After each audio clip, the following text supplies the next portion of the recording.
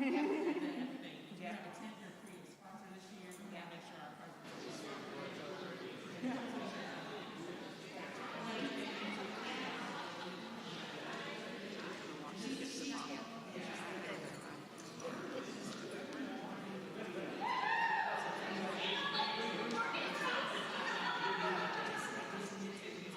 okay?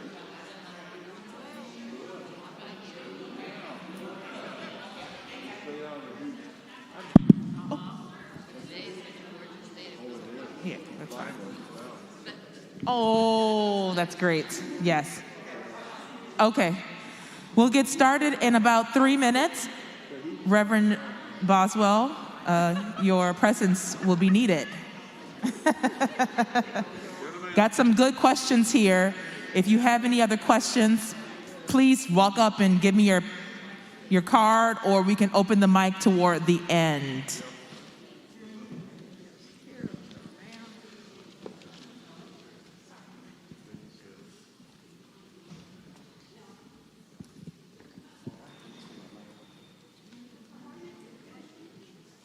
Fabulous. Yes, yes. We'll get started in about a minute. Gets people to settle in. They're drinking their lemonade.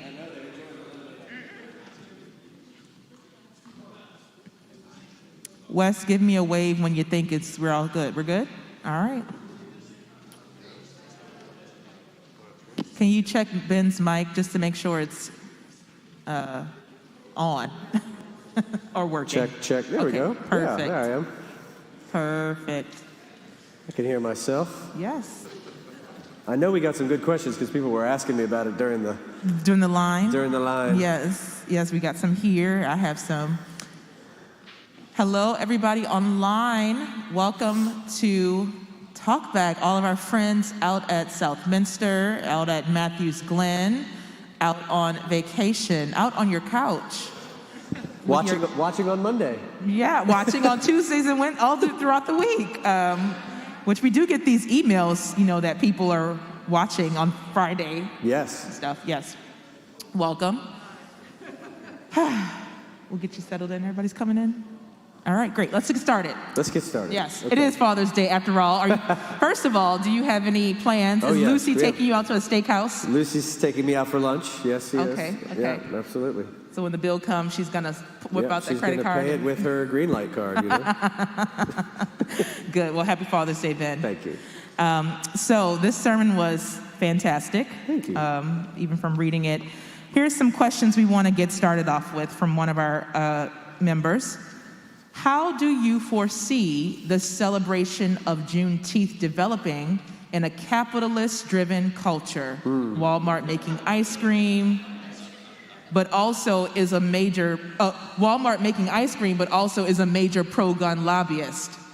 Yes. So yes, I mean, and this person continues. You can answer in parts. They say, "I feel in me a fear of loneliness as I leave my white power-centric community, and as I seek a new community where the free bird sings the caged bird song. How can I approach this fear? I see how the caged bird feels this loneliness in Psalm 69. So the first part of the question is about sort of Juneteenth and capitalism, and then the second part is, we can revisit that. Yes. Yeah, the second part's harder, actually. Oh boy. So yes, obviously the ice cream was bad, and it was, from what I've gathered from online reviews, terrible tasting as well. So just not a good. I think the thing is that I'm reading and I'm learning from anti-racist teachers who I follow and who I listen to and who I read, who are telling me why they object to the ice cream, which of course we should. But they're saying things like, no one asked for this. There are pretty clear demands that have been offered by people of color in America for many, many generations, and those demands continue to be ignored. There's a HR 40 right now is for reparations. You can call your senator or congressman and ask them to take seriously. This is just a study. This is not actual reparations. This is just a study. I think if it was posed here in Charlotte, we would love to study it because we love studies and task force. But for some reason, they don't like that, and they don't even want to study it at the federal level. So you can call and do something there. That's one way that free birds can get involved in trying to advocate for that history. I think, ice cream here in this case is just another way to commodify a celebration that is not Walmart's celebration to commodify and to make money off of. And if the money raised from the ice cream was going into a fund for reparations or going to support a movement, a black, queer, women-led movement for justice, then I would say, let's all get some of that ice cream, and even if you don't want to eat it, just buy it, but it's not, right? It's going to support Walmart, which we know in many ways is anti-black in the way that they treat workers and the way that they pay. They don't pay a living wage. So there are a lot of things Walmart could have done here. They could have, if you think of it, this is where we need an expanded imagination. We have a failure of imagination if we think that ice cream and T-shirts and road signs are the way to solve systemic racism. We need a bigger imagination. What if Walmart had said, where is the best, black founded, owned, and operated ice cream shop in the country? Let's go to them and ask them to create a unique flavor for this. And every dollar we make off of it at Walmart will go to that business. Did they do that? No, it's through their own brand. Great value. Somebody cooked this up somewhere. So it's not helping. It's not helping people of color. It's just ice cream. It's actually helping Walmart. So it's really about where does the money go? Where does follow the money, follow the trail, see where it ends up. And then you'll understand whether or not it's reparative, whether it's equitable. And so I think there's a failure of imagination here on Walmart's part, which people rightly called them out for. And I know we're kind of picking on them. It's easy to pick on Walmart because they went ahead and made an ice cream. But there are a lot of organizations right now that are putting Juneteenth up that are, white-led organizations, for instance, like our own in some ways, and that need to think around what does it mean for Freebirds, is the way I put it in our sermon, to celebrate Juneteenth. And how do we do so in a way that is equitable and not simply just like the way white people have celebrated Cinco de Mayo for generations, where it's like we drink margaritas and have Mexican food and we think that somehow we're celebrating Mexican solidarity or Latin American solidarity. We're not actually. We're just eating Mexican food. Right, so how do we engage in holiday celebrations in ways that are equitable? So for me, I'll just say personally, there are a number of organizations that are now doing, I think I would call them micro reparations, where instead of, we're not at the place where we can get state or federal groups to engage in reparative practices and healing practices. So there are organizations that people can fund that are doing micro reparations. Some that I would recommend. You can look these up and kind of vet them out, and I don't have to go into too deep on them, but some are doing like they're buying back black medical debt, for instance. Others are buying and paying for bail so that black women can get released from prison. So they're buying bail, they're buying black medical debt, they're doing direct reparations. And I learned, actually, through the work that we're doing with the Thrive Grant, Churches Thriving for Racial Justice, which is a grant that we are participating in with 23 churches in the Alliance, that there are churches in our community, in the Alliance, around the country that have a portion of their outreach budget is dedicated to repair. So let's say 10% of their overall outreach budget is dedicated simply just to reparative work. And these are predominantly and historically white churches that are doing that. And I think that's something that, for us to imagine and consider. What is our role there, and how do we think through that as a church? That's excellent, Ben. And the second part of the question, when the person talks about seeking a new community where the free bird sings the caged bird song, how can I approach this fear? This person really wants to begin this journey. I resonated first. I don't know if it's actually there, but for some reason, I heard loneliness. Yes, so that's the beginning. I feel in me a fear of loneliness as I leave my white power-centric community and seek a new community where I could take this journey. It's very lonely. It's very lonely to be a free bird trying to sing cage bird song. Nobody wants to hear the cage bird song. And even people get very suspicious when the free bird sings it. Right? So, and rightly so. Why would you not be suspicious? You know, I will just admit that as a white, cisgendered, heterosexual man doing work in the community on social justice and particularly race work, that there are people who are very suspicious of the work that I do. And what I have to do is to lean into that suspicion and own it as a part of the ongoing historic legacy of systemic injustice in this country. They should be suspicious. They're right to be suspicious of me doing that work. So the burden of proof is on me to prove myself, right? As a white man, I don't often have to prove myself. The world is built for me to live without the burden of proof, right? There's that old great phrase, great is not a good word, free, white, and 21, beholden to no one. Think about that in terms of accountability. Free, white, and 21, beholden to no one. So I try to find ways to set myself in accountability with people who can call me out on my stuff and that I can listen to and make correction, constant growth, constant self-awareness and looking inside. So, you know, there have been times where people on staff will say, Ben, that's not how we're going to do that. And I say, thank you for telling me. And I'm learning. We're all learning in this, and we need to be open to the constant critique. Fraternal admonition is a part of what it means to be in community. So let me turn that. So I think the loneliness is real. The loneliness is hard. It's part of the process. It's part of the process, and it sucks. But this is where I think church has such tremendous potential, and our church has such tremendous potential. This is a place where you can find connection and community with other people who are trying to figure out how to sing the cage bird song. These are other folks who are trying to figure out how to come together and do that. It doesn't mean that it's going to be perfect. It doesn't mean that it's not going to be messy and sometimes difficult, and that everybody in the church is going to be your best friend. That's a pipe dream. But you may find the kind of relationship here that is more authentic and deeper than you might find in other places, because you can talk about things here that you can't talk about in your neighborhood. You can go to depths with people here and they understand where you're coming from. You say the name James Cone and they may know who that is. You could say the name Richard Rohr and they know. You can talk about deeper things and push further on deeper things. And so the hope is that churches can become the kinds of communities where free birds are working spiritually and theologically and politically to figure out how to sing the cage bird song in ways that connect them with people across racial differences, gender and sexuality differences. Age differences are a big one. The generational gap is massive.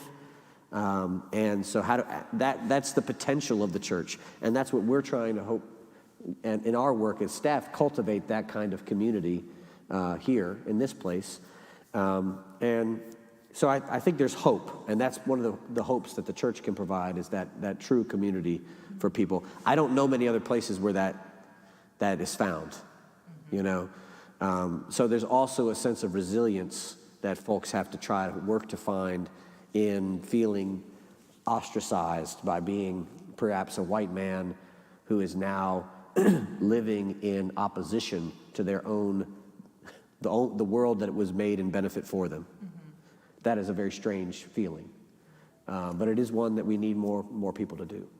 That's excellent, and I mean I think it could apply to all of our lives, and you know, yes. Many of us are living counter the culture of our upbringing in in whatever way, right? Yeah. And so it is hard to put up boundaries with people in your old community or the community you're still living in, but you're not really theologically or ideologically aligned with. Right. That's right. And it's very lonely to make those hard decisions. I'm not associating with that family member, or I'm not I'm not going to that event anymore that the family goes to. Yeah. But I think there's beautiful things on the other side of that, like you mentioned, and the new community holds possibility. Chosen family. Yeah. Right. And church is a chosen family. Chosen family. You're choosing to participate in this family system, which, you know, family systems are complex, but very complex. Yes, very complex. So we have another question here. Okay. Thank you for describing the libertarian philosophy. Our political lives have been dominated by this view. How do we counter this? And how do we counter it in potential or political discussions? Yes. I had some folks ask me about that when I was on the way out, and had some texts about that. My thinking about libertarianism has been evolving over time. A lot of it since I arrived here. And I have to admit that one of the resources that really helped me start to think through this was Dr. Marti's book, Gerardo's Here, his book, American Blind Spot, which is about race and class in the age of Trump. And he coins a term in that book that has been very influential for me, white Christian libertarianism. And I'd never heard anyone use that phrase before, but what it does is unites the Christianity with race and economics. And in a way that very few people talk about class and Christianity and its relationship intersectionally with race and how it operates and how it's operated throughout the history of America. And so I thought Gerardo did that well, and I'm not just praising him because he's here. He knows that. So I was really struck by that. And so I've been thinking, and then I had some members of our church tell me one time, and I don't want to out them who they are, but they said, sometimes I feel like at Myers Park Baptist, the folks there don't have a Baptist identity, but a libertarian identity. And I thought, wait, what? And I started thinking through, what does it mean that as Baptists who care about freedom, we can live out that freedom and believe in that freedom in a way that feels more libertarian than it does liberative? And this is the contrast I was trying to draw in my sermon between a libertarian freedom and a liberative freedom. Libertarian freedom is, like I said, my country, my way, my power. Don't try to infringe on it. It's mine. Individual rights. Some of those individual rights we know throughout history have been desperately needed. For instance, the civil rights for people of color, individual rights for women. There's nothing wrong with individual rights, but if it's only about individual rights and the assertion of individual rights, then how do we build community? So where do your rights end and my rights begin? And how do our rights relate to each other? The big complex one that we're dealing with now is, where does your right to a gun end and my right to my children's safety begin? And how do we walk that line together? Right now, we're not walking that line at all. We're just dying. Where does your right to say and do whatever you want infringe upon my right to live in safety? Right? So, and then what's accountability for that? Right? We're supposed to be a nation of laws, a nation of, where the people are held to a particular accountability. And so I think we have to think through freedom more broadly. And liberative freedom is a freedom that begins with we. How do we all get free? That's liberative freedom.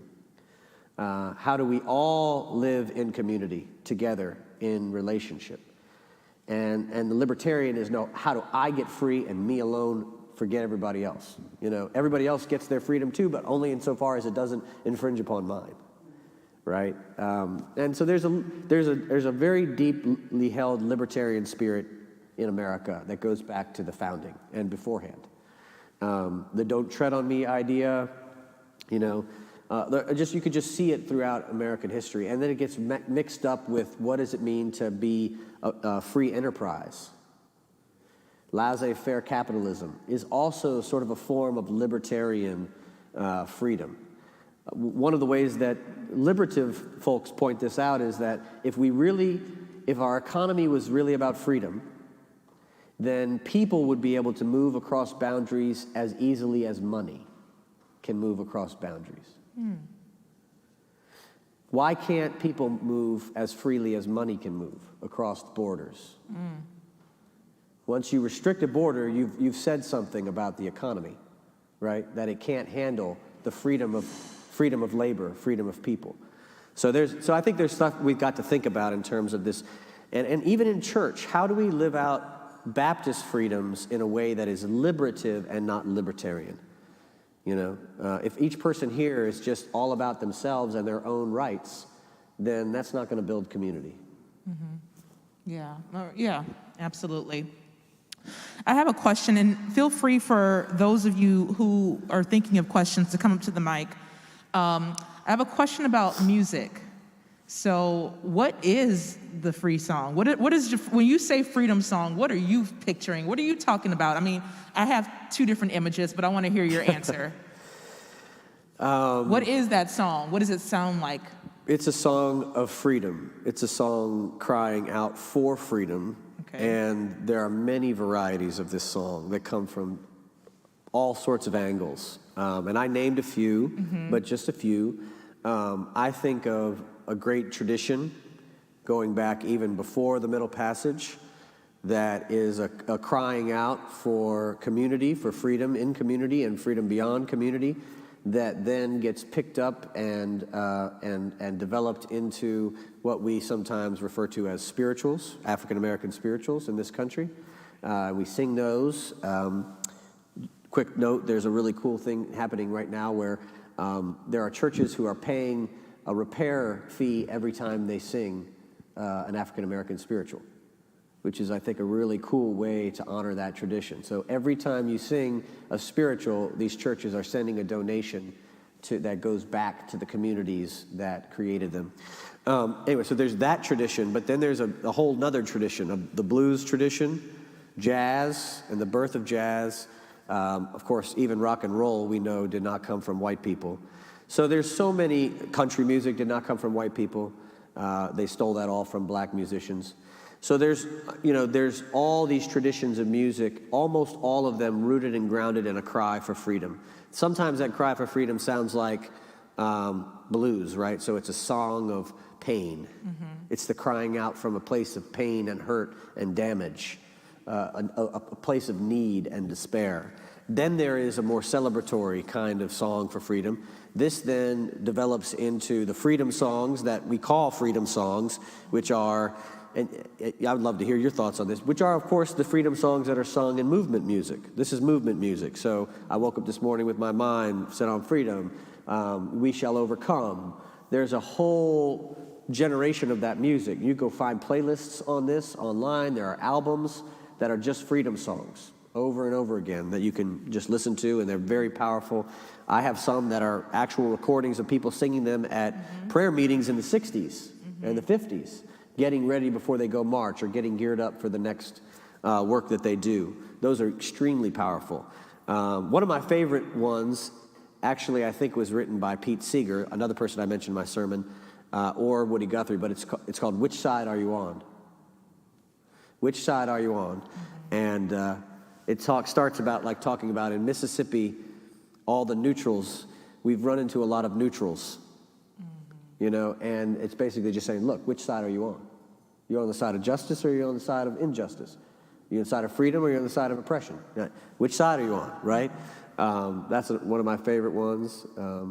There's a lot of them. But there's also then, you might call it secular music. I don't call it secular music, but a whole nother tradition birthing out of the blues and birthing out of jazz that, turns into what we sometimes call gospel music, or what turns into soul music, that are also filled with freedom songs. So I have a playlist that I use with my curriculum that you can find on Amazon Music or Spotify, that it's called "What Does It Mean to Be White?" And it's 8 hours of music written from people of color about white people. And it's beautiful. Almost all of them are freedom songs.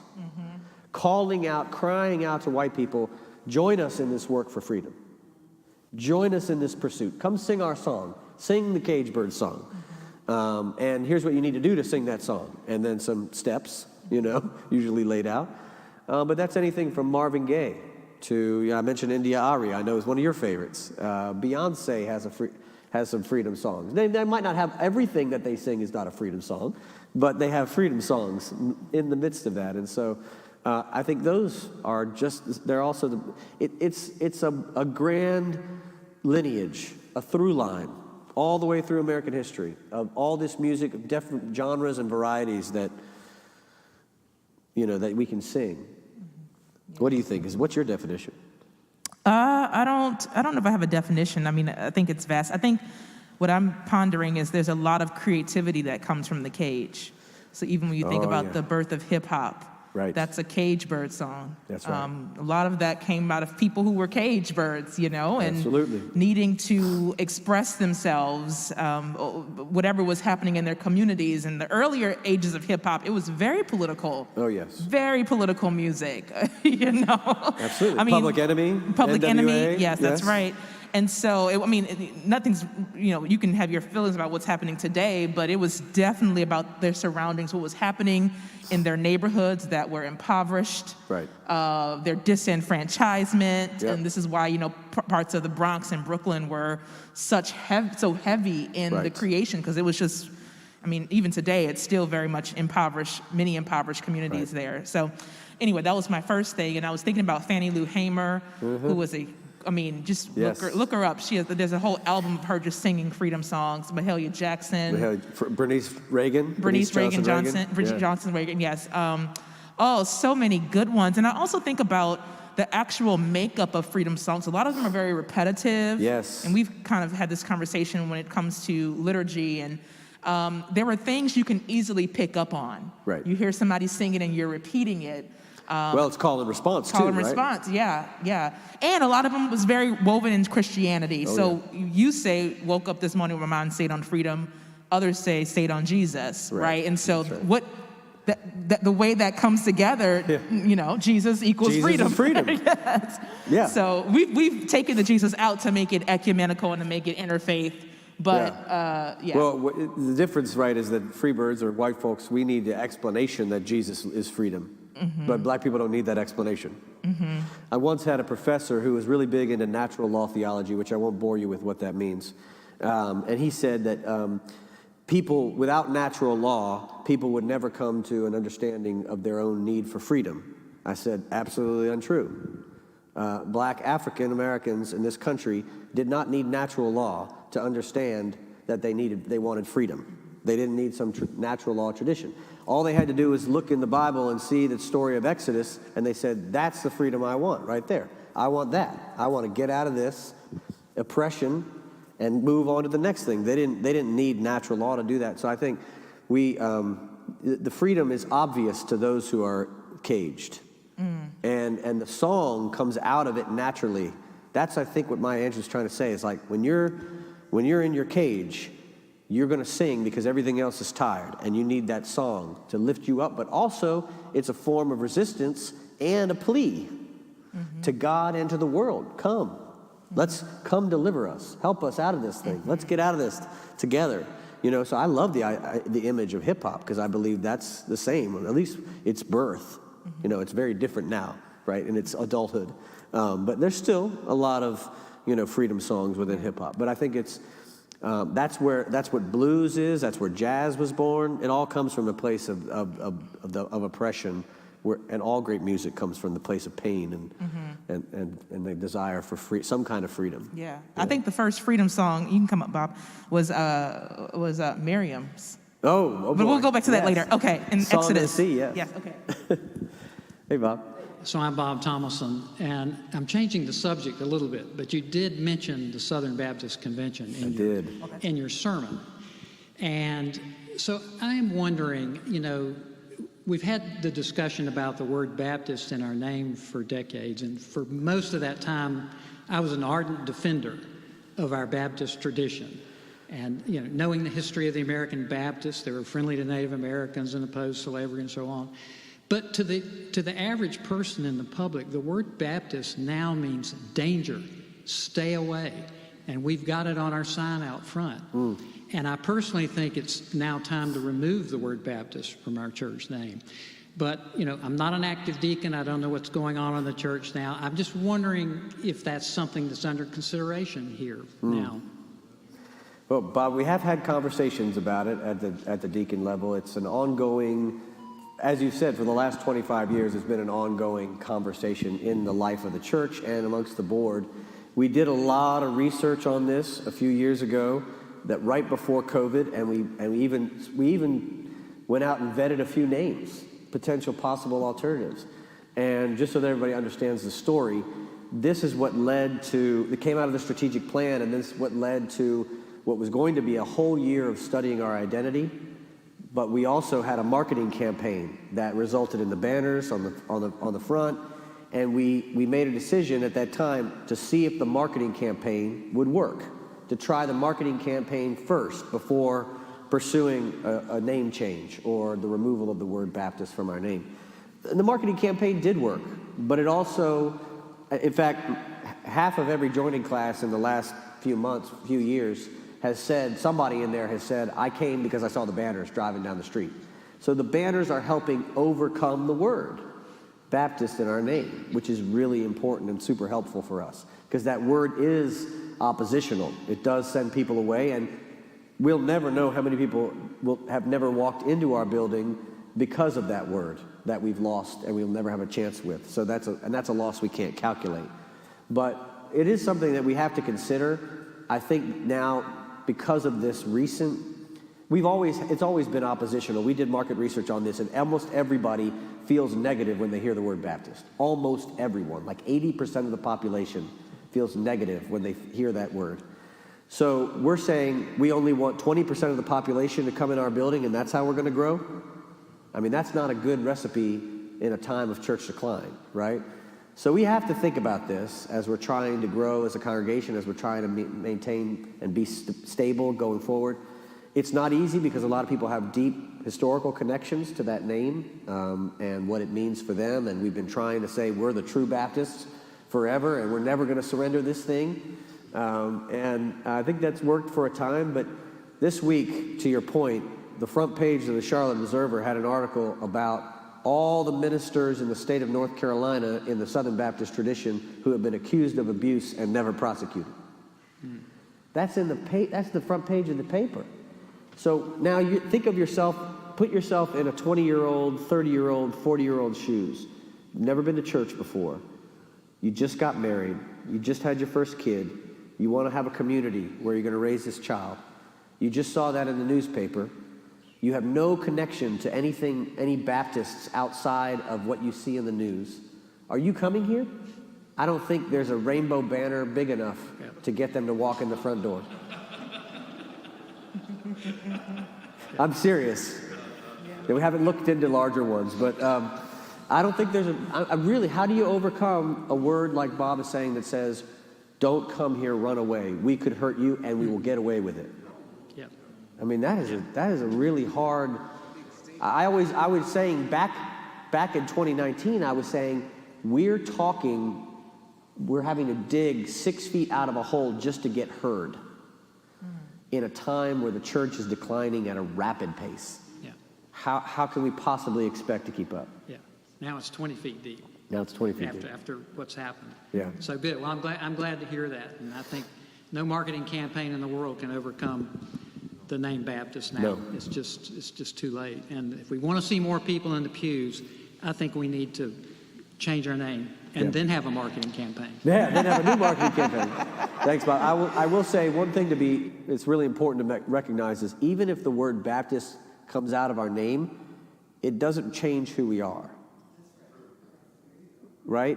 This church, when I got here, was already 50% people who did not grow up in a Baptist tradition and who came here from Presbyterian, Lutheran, Methodist, no tradition, atheist traditions. So we've always been an ecumenical community. And it's not going to change the polity. Our governance model lay-led governance model isn't going to change because we take the word Baptist out. A governance model is something that's voted on by the congregation. It can't change without congregational vote. So neither can the name, by the way. So, so no matter what Bob and I think, the congregation is going to have to speak on this. But it is something we need to strongly consider. Yeah. Bruce. Good morning. So glad you're here today. I know we've had this service. I love your outfit there, Mia. Thank you, Bruce. Now let me see why I came up here. Let's see.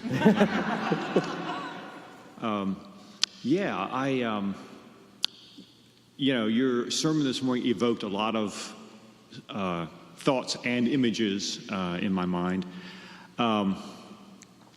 One thing I want to say just real quickly is I know it's easy when we're in this kind of environment trying to sort of get out to the world the injustices that so many seem not to be aware of and not to see.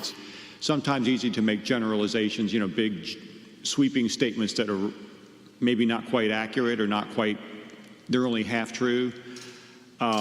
What you said about the country music, the origins of country music is, white. You just kind of threw out there the statement, white people stole from black people. So we know it's not that's only half true. Unlike the larger society, artists are a bit different. They're a bit of a different breed. There wasn't as much segregation, even way back in the early 20th century, between the races among artists and musicians as there were for the larger culture. And according to that great country music documentary that Ken Burns came out with 2 years ago, that the origins, they had some people on there, some older country artists talking about what they knew from their ancestors about what happened and how it all came about. They would play together, and white people stole from black musicians, the black musicians stole from the white musicians. It was just, and so it became impossible to tell exactly who created what and who did what.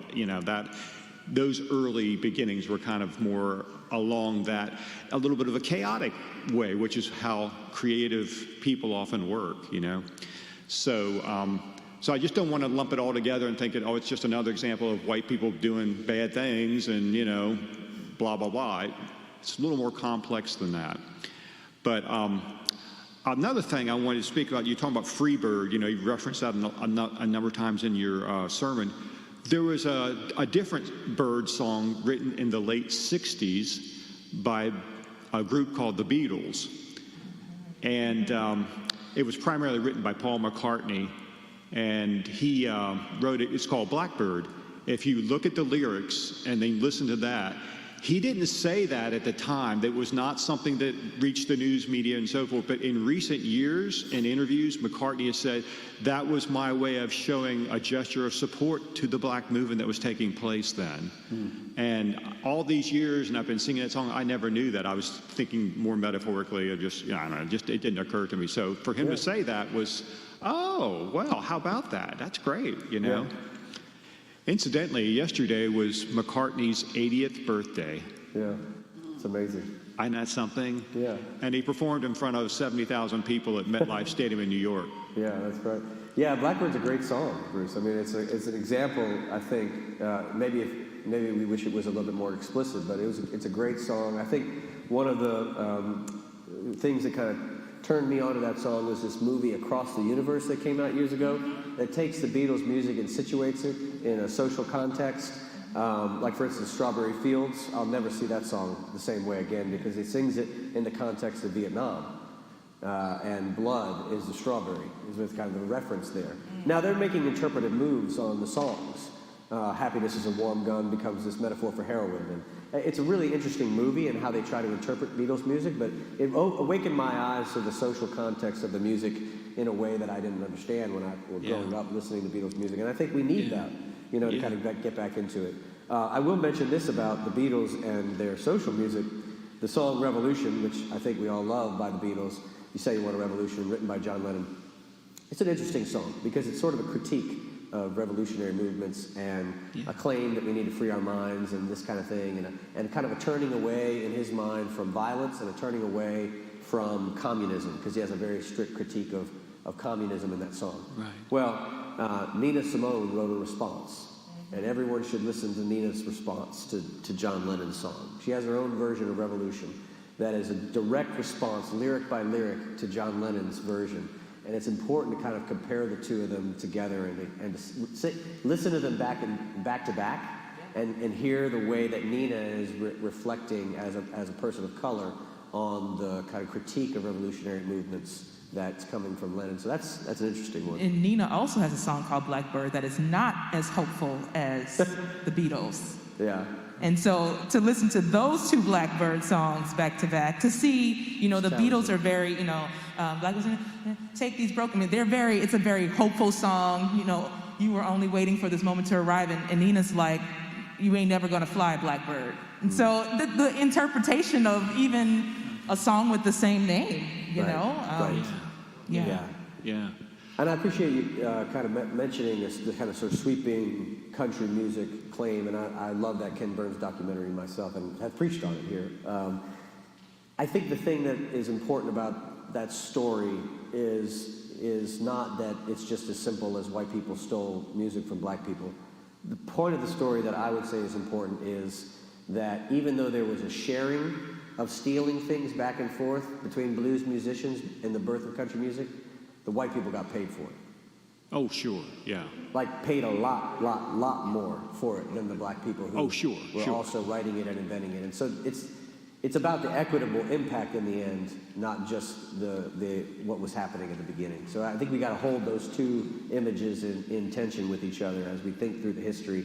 The person who taught Johnny Cash and Hank Williams and many of the greats how to play guitar didn't get paid by Hank Williams or Johnny Cash for teaching them how to play guitar, or teaching them blues music, and so that's what I was really trying to get at. It's stealing. It's not necessarily just the music they're stealing.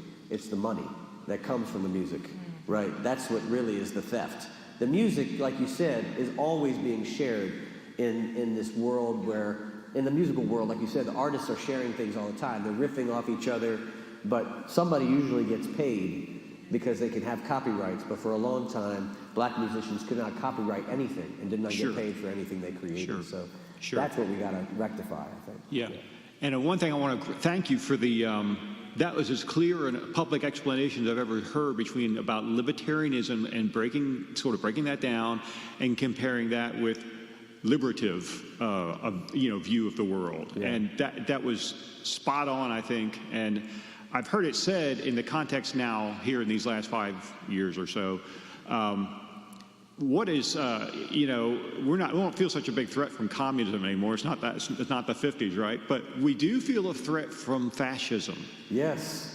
And I saw a movie from about a year ago on TCM that came out in the 1950s, William Holden and a few others in there, but it was about, he said, people who are selfish, it's like they're trying to make a political system that is organized selfishness. And he was talking about fascism. That's what it is. And I can see a common thread there with libertarianism. Absolutely. Yeah, you're right. And I think not enough people are talking about fascism.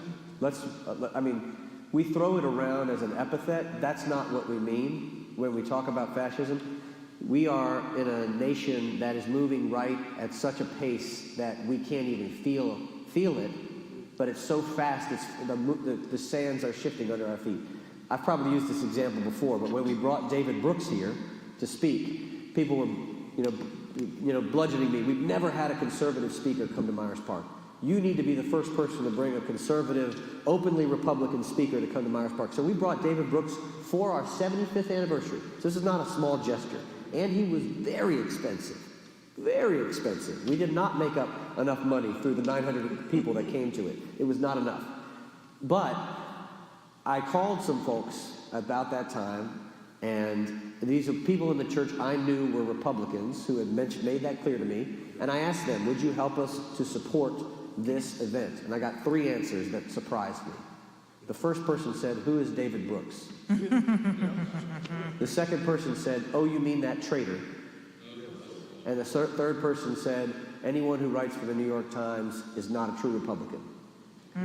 So I use that as not to point out anything negative about Republicans, but to say that the ground under our feet is moving to the right faster than we can see, where people who were once considered good, moderate conservatives, Republicans, are now so far. We can see this right now in the Liz Cheney, and the Democrats getting together to praise Mike Pence during the January 6th hearings. It's like I'm in a dream. It's like we're in a dream somewhere. Pence is almost fascist himself, right?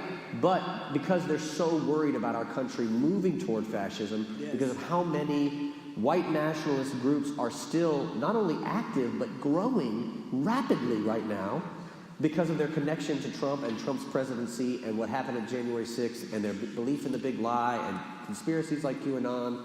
And so we are in danger of going down that road, and we've got to figure out what to do as a country around that. And I think my fear is, are we really strong enough to prevent it? Are we willing to do what's necessary to stop the tide from fascism? I don't know. I don't know, Bruce. But thank you for bringing that to us. Yeah. We'll have this be our last question, comment, and then Ben can go celebrate. Thank you, Sandy. Yeah, thank you. I just wanted to share something.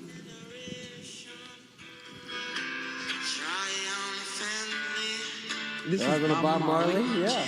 Yes.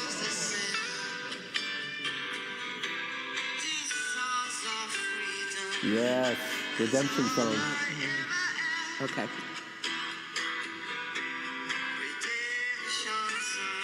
Okay. It started at the right spot. But the freedom song that Bob Marley sings is basically titled the Redemption Song. Amen. So to me, the Redemption Song isn't just pointing a finger at the racism or the Klan or the supremacists. It's pointing a finger at all of us. Yes. Number one, because to be free, you can't act like those that suppress. Yeah. You can't act like them, so you've got to come out and be really, if you're going to really be free. Yes. You can't say, oh, they hate me, then I hate them. Where does it end? It becomes a vicious circle, a cycle. And so I feel that Juneteenth festival, what we're going through today, and again, happy Father's Day, because you're a cool father, and so was my father and my sons and all of that. But the redemption song means redemption not for just black people, but for all people. Amen. Because once we're aware, it says the truth will set you free. Mm-hmm. And that's the most important thing that we want to do. We want to treat people the way we want to be treated. Amen. So that being that freedom, that bird in the cage, we're all the bird in the cage until we understand what is needed to treat others the way we want to be treated. And I say, Ben, like you, action speaks louder than words. Thank Amen. you. Thank you. Thank you. Thank you for teaching us to sing that song. And I would strongly recommend folks listen to some Bob Marley today. Yes. And listen to Redemption Song. The lyrics to Redemption Song are fantastic. I'll just mention one of the things I've learned by putting this list together is that there's actually quite a number of freedom songs that begin with a deconstruction of a toxic Christianity. So, for instance, the harder they come, the harder they fall. Yeah. A lot of Marley's songs start with a critique of by and by Christianity. The idea that everything's going to be great when we get to heaven, and we should do nothing now. And even the preachers who preach that are critiqued a lot by Caribbean freedom music. And so I would just pay attention to those critiques of Christianity that come in the music themselves, and how they liberate us and set us free. So yes. Amen. That's a good place to end. Yeah.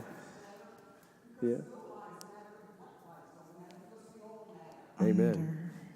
I'm going to have Laura put the link to Ben's playlist that he keeps talking about under the talkback. So if you never listened to it before, you can go listen to it this week or tomorrow when the weekly comes out. That's good. But other than that, thank you all for staying and chatting with us. And thank you for your questions. We'll see you Good next week. Yeah. Thank you.